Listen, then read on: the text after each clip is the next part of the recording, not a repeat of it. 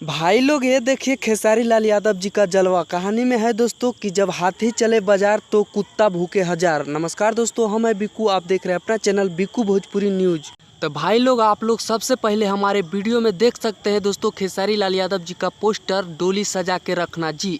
Only 8 घंटे में 2 million view cross कर लिया है दोस्तों, जो कि हमारे डिस्प्ले पर आप लोग देखते होंगे दोस्तों जी। तो ये है खेसारी लाल यादव जी का फैन का पावर। और आप लोग के बता दें कि शायद भोजपुरी इंडस्ट्री में पहला ऐसा टेलर है दोस्तों भोजपुरी इंडस्ट्री में जो कि खेसारी लाल यादव जी के इतना व्यू अजीब किया है दोस्तों। ऐसे ही तो नहीं करता है, करता है तो खेसारी जी का ही टेलर रहता है दोस्तों जी।